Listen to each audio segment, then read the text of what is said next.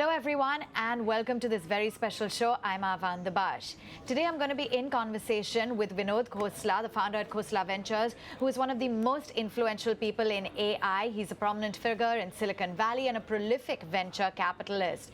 He will be talking about his outlook for predictions for AI, some of the big concerns that we have, how societal change is going to be driven by entrepreneurs, and lots more. Thank you so much for taking time out and being with us on ET Now. So I want to just talk about your first prediction for India, because you have spoken about a future where every citizen in India has 24/7 access to a primary care physician as part of the government-provided digital service. How far are we from that, and how are you looking at India's healthcare system in light of all the technological innovations made? Look, it may feel unbelievable, but it depends on the government wanting to do it. I think it's doable in the next 5 years, for sure, where every citizen can have very broad primary care for free, for near free. There's computing costs, but that's the only cost. Of course, if you order a blood test, then there's testing costs. But essentially, the expertise of the doctor can be free and unlimited supply. So every citizen can have that, and every woman can have women's health, every child can have pediatric health, every citizen can get free mental health care. All that is possible if we drive to that. And frankly, it's possible to put it in place the next 5 years. And if we do 5 years of physician supervision of AI decisions, which is the way it should be done, to make sure we don't let AI loose when it's not perfectly mature. So that's very, very possible. So the government has to decide to do it. I think the technologies that they are today and can be tested in the next year or two and implemented in 5 years, very much as part of the Aadhaar system. In fact, at this point, Aadhaar and identity is harder to implement than the AI primary care physician. I'd say the same for AI tutors. Every child can have a free tutor in their own regional language, driven by an AI who will pay more attention than a human tutor would, even if you could afford one. Sure, and given that, Mr. Khosla, you're an early backer of OpenAI, what prompted this investment, and what is the future, according to you, for OpenAI? Well, for the last 10 years, I've been very, very convinced the age of AI is coming. It is hard in these things to predict when it will happen. It was 2018 when I decided to make an investment in OpenAI, which, by the way, was the largest initial investment we've ever made in our venture capital history, or my venture capital history, by a factor of 2. So very large for venture capital investment, because I so believe that at some point in the future, this would happen.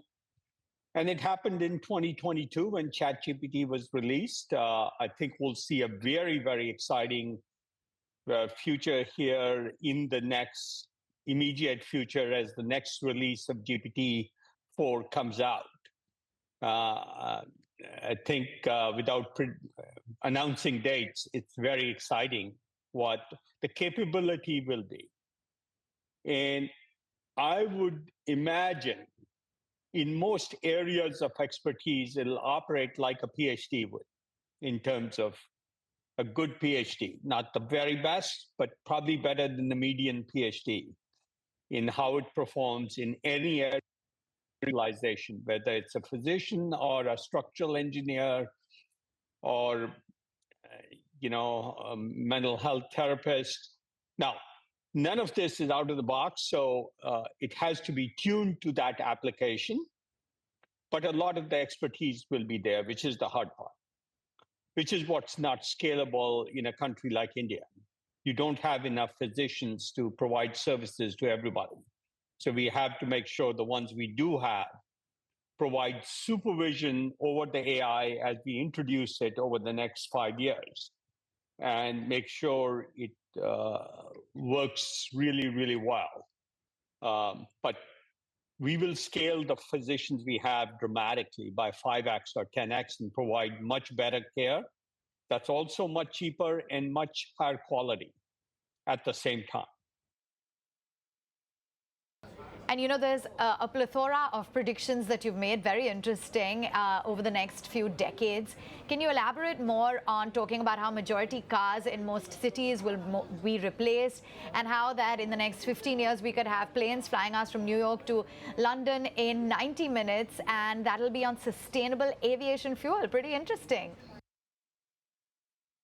Now, Mach 5 aircraft or aircraft going 4,000 miles an hour are not really an AI phenomena, though their design can be helped by AI. That's probably 15 years out, to be honest. But public transit built on self-driving autonomous vehicles that have dedicated tracks, like the metro rail system in Delhi, can have much more capacity. So one of the things people don't understand, the more cars there's on the road, the smaller the capacity, throughput capacity in passengers per hour off the road, except in a self-driving system where there's no congestion. And so the same road width dedicated to a public transit system with autonomous vehicles, and we are building such a system in San Jose, in Atlanta, in San Bernardino County, a number of places in the US now, where autonomous vehicles drive passengers from one place to another. There's no driver, there's no schedule. It can start, there's no shared vehicle, so every person has their own vehicle, like a taxi. So it turns out the throughput capacity of these systems is very high, higher than a light rail system on the same width of road.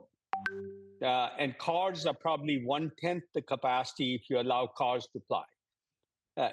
Once we prove this out, there's no reason cars shouldn't be banned in many, many parts of cities. So AI will enable autonomous driving, which by itself would not be good unless it's used as part of a public transit system when capacity of the roads dramatically increases by 10x. And that's very exciting. Right, that does sound very promising. And I wanted to get your thoughts on any Indian entrepreneurs, anyone that you track or that you've read about that you believe stands out, has run their business well, or what's your view on entrepreneurship and the unicorns that we've built in the country? Well, there are lots of such examples in India, of course.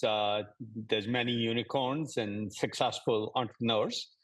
We also have a thesis that every government, every country will want some parts of AI to be their own, not under the control of other corporations. And so we have an effort in India called Sarban. Some of the people involved in building the Aadhaar system now building an AI for India, for India's regional languages. There's 13 scripts with not enough data, very complex to do in India. Now, of course, India is a super cost-sensitive company, so their goal is to get to 1 cent per minute, or less than a rupee a minute, kinds of price points, because affordability is a critical issue in India. I think that's going to happen. So that's one example of an Indian company in India, run by Indians, doing state-of-the-art AI. There's many Indians involved in AI, of course, here. If you look at Time Magazine just issued a AI 100 list. In the number of Indians on it is very, very large. I'm very excited about one we are doing here in the US. A person called Jagdeep Singh doing a company called Rhoda that is building bipedal robots. because I believe that will be another big area. So many Indians involved. I'm very proud of that and excited to see how much they're participating in this AI revolution on the technical side. And do you have any thoughts on maybe startup valuations here, how we stack up versus the rest of the globe when it comes to companies in India? One, I should caution, I live in the US and I'm not overly familiar with the Indian startup system. I see it from a distance and it looks pretty exciting. I find the investors in India are somewhat more conservative than the investors here. Here, we will take much larger technical risks and much larger jumps in technology and build things prospectively. Indian investors in the venture business, especially now, tend to be a little conservative. But it's a flourishing ecosystem and it's growing. So I do think 10 years from now, we'll get past that and we'll do more deeply technical startups, which is what is needed for India's progress. And I'm curious to understand from you, of course, we've made leaps and bounds when it comes to AI, but what's going to be the next big tech breakthrough, according to you, Mr. Khosla? It's hard to imagine something as large as AI happening anytime soon. We have a national AI company in Japan also, just like we have Sarvam in India. We have a company called Sakana for Japan, and they have announced an AI scientist. So when scientists can be an AI that they're working on, that's exciting. I think some of the best scientists working in conjunction with today's scientists and helping them will be AI. So I think this is a very large breakthrough. It's hard to imagine anything else, but it will impact all other areas. The way your audience should think about AI is for the next 5 years or 10 years, think of any job any expert is doing and say, they get an intern or a junior engineer or a junior scientist to help do the work so that they can supervise. So every scientist can do 5 times the amount of work. Every engineer can do 5 times the amount of work. Every doctor can do 5 times the amount of work. So think about for the next 5 years or more, hiring interns that can do the job, like a fresh doctor or a fresh engineer out of IIT is something available to everybody to leverage the work they're doing. Eventually, these things will get good enough to do the work themselves. And I don't think that's very far off. This is why it's hard to imagine a large change in another large change.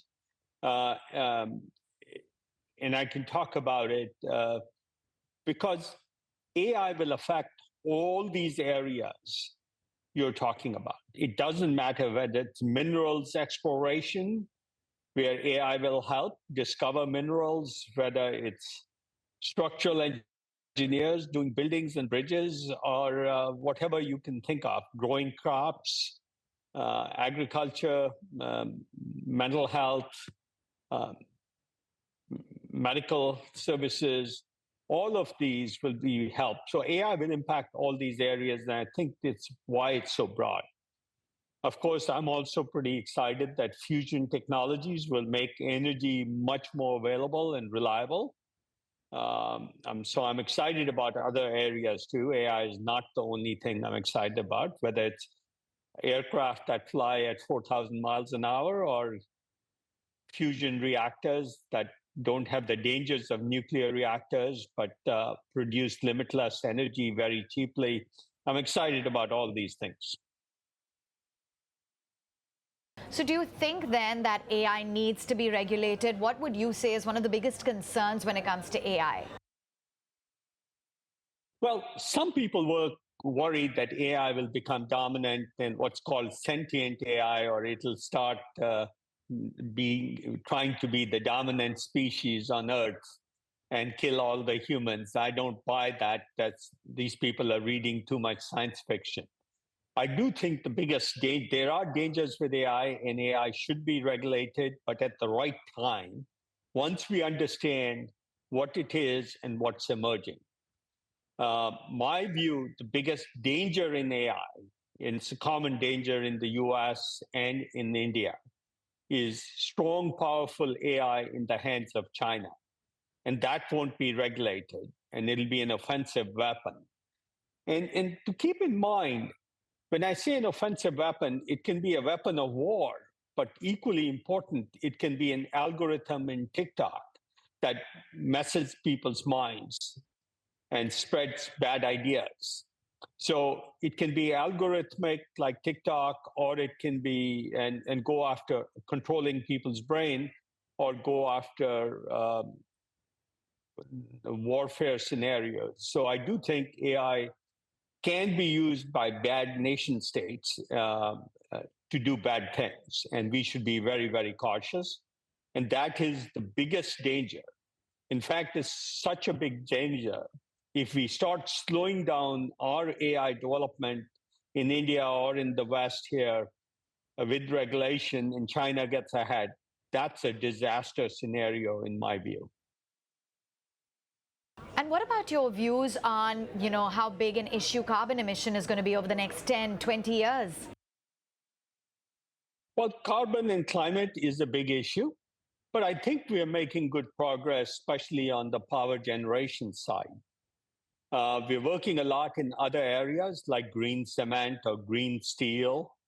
So lots of different areas. But I think those are still, those will take a while to roll out. Am I concerned about the power consumption of AI? I am somewhat, but not my biggest concern, because I think there's solutions for that. You've also cautioned against viewing technology as a solution to every problem. Why is that? Well, technology is a powerful tool, but it's almost always used in conjunction with policy. And so government policy matters a lot in how these technologies are deployed.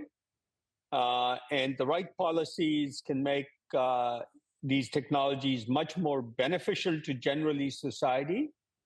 And the wrong technologies or wrong policies may result in unequal benefit to some over others, less equal distribution of benefits, things like that.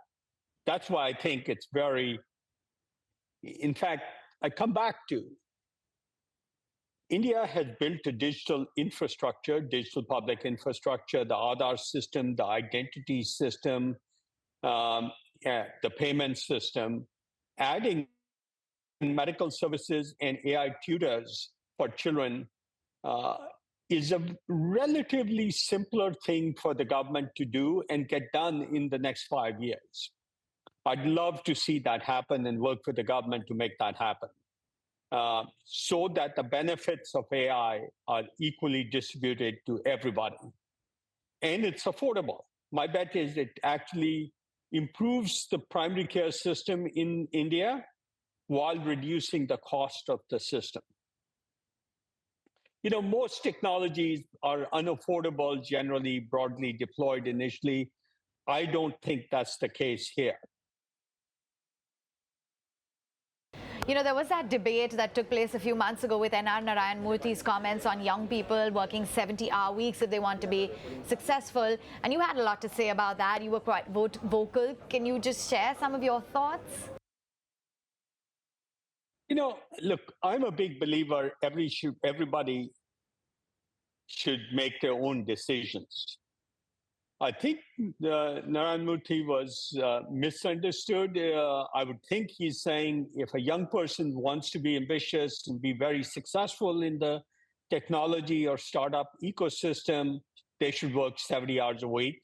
I probably still work 80 hours a week. I'm almost 70 and plan to do the 80 hours a week for the next 25 years. That's my plan if I'm healthy. But that's my choice. I think if somebody else to spend 60 hours a week on music and 20 hours a week working, that's their choice. They compromise something else, which is lifestyle in the what they can afford for their family. I think it's a personal choice what people should do. Okay, fair enough. So what exactly is the future when it comes to entrepreneurship in India? Well, I do believe that most large societal change is driven by entrepreneurs. It's not driven by large companies. You know, there isn't a single large company doing anything innovative in energy. It's startups like Conval Fusion Systems or geothermal is another technology in India where you get heat out of the ground and use it to generate power instead of burning coal and natural gas. So that's being driven by entrepreneurs. If you look at space, like SpaceX and Rocket Lab, and there's a couple of startups in India in space launches, it's not large governments that are innovating. Traditional retailing didn't innovate retailing. It was people like Amazon and Flipkart. Um, so every area I look, Uber and Ola in how taxis are viewed differently. Public transit is being innovated by startups, not by large public transit companies. So almost all areas, the innovation is coming from startup entrepreneurs. I think that'll continue to be the case for a long time. Right, and I'm curious to also get your take on Apple's deal with OpenAI that, of course, allows Apple to integrate ChatGPT into Siri and its generative AI tools. What's your view on this? Well, Apple needed AI technology. And I think they picked the best technology there is. OpenAI is the best technology, and I think it'll get more exciting here very, very soon. So they picked the right choice. I do believe it's a mutually beneficial relationship and speaks to the quality of technology at OpenAI. So too much more than has been disclosed publicly. Absolutely, and you did have a lot to say as well when it comes to the FTC investigating investments in partnerships of big tech companies like Amazon, Microsoft, etc. What exactly is your view or messaging to the FTC?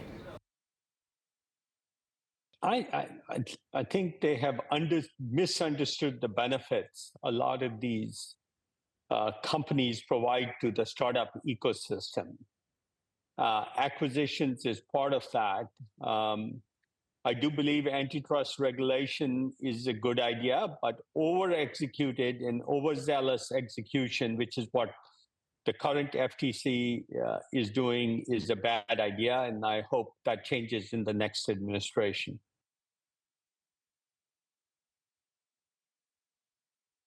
And Mr. Khosla, before we let you go, what would be your message to young entrepreneurs with big dreams in their eyes? My message is very simple. It's a wonderful life. It's a hard life. You work 80 hours a week. There's lots of ups and downs. There's great days, and then there's really depressing days when you're running out of money. And so it is hard, but in the end, you achieve more. So if achieving more is your purpose, it's great. If instead you'd rather go play cricket, go do it. Or if you'd rather go produce music, that's fine too. Just make choices. I do think entrepreneurship is a great lifestyle.